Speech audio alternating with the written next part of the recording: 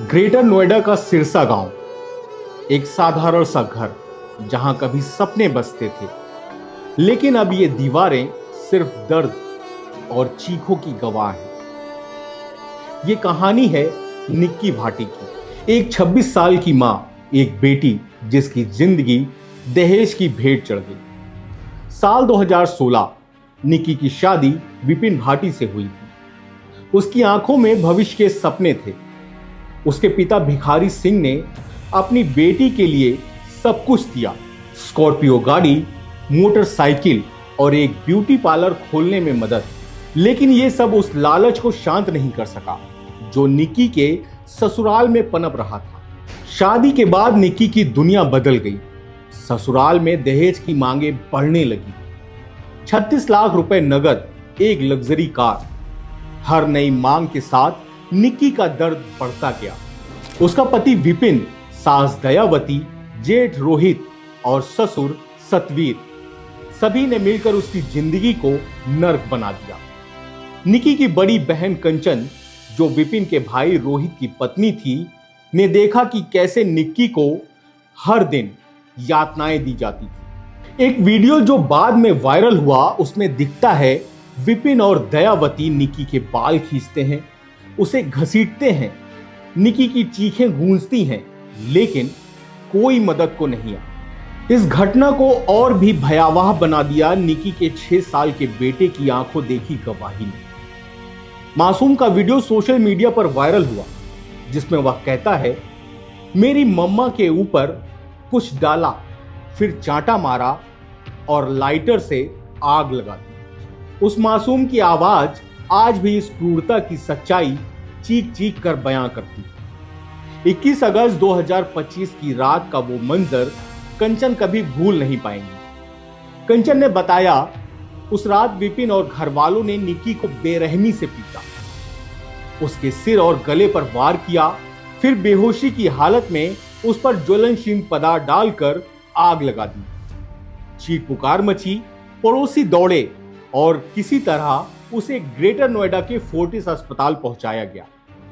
हालत गंभीर देख उसे सफदरगंज रेफर कर दिया गया, लेकिन दिल्ली पहुंचने से पहले ही निक्की ने दम तोड़ा। बहन को खो चुकी कंचन खुद भी घायल थी और कहती हैं, वे निक्की से पीछा छुड़ाना चाहते थे ताकि विपिन की दूसरी शादी करा सके। सोशल मीडिया पर वायरल वीडियो में दिखता है कि निक्की आग की लपटों में लिपटी सीढ़ियों से गिर रही है।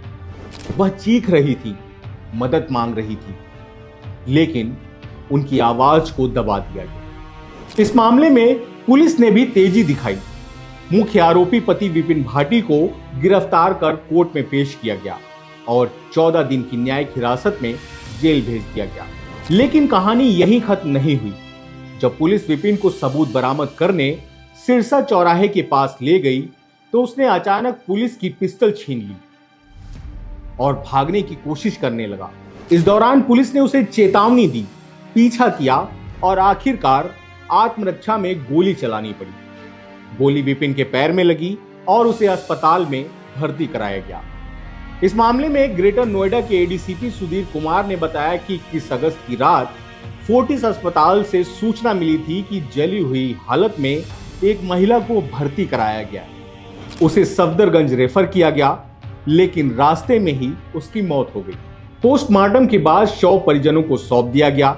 उन्होंने बताया कि मृतका की बहन की तहरीर पर केस दर्ज हो चुका है। पति को जेल भेज दिया गया है।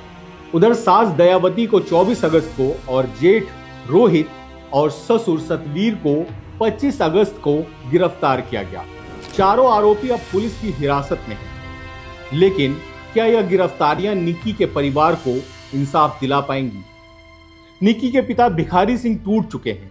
उन्होंने बताया कि विपिन और उसका भाई रोहित कोई काम नहीं करते थे। उनकी दहेज की मांगे कभी खत्म नहीं हुई। कंचन ने कहा कि वे निक्की को घर से निकालकर विपिन की दूसरी शादी कराना चाहते थे। फिलहाल इस मामले ने पूरे देश को झकझोर कर रख दिया है।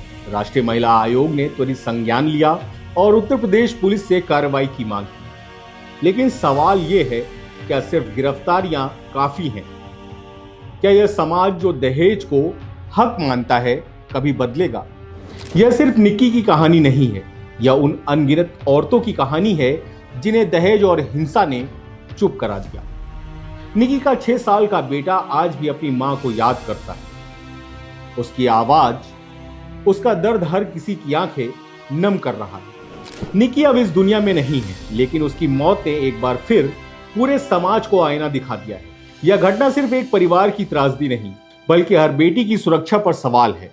आखिर कब तक बेटियों को दहेज की आग में यूं ही जिंदा जलाया जाता रहे?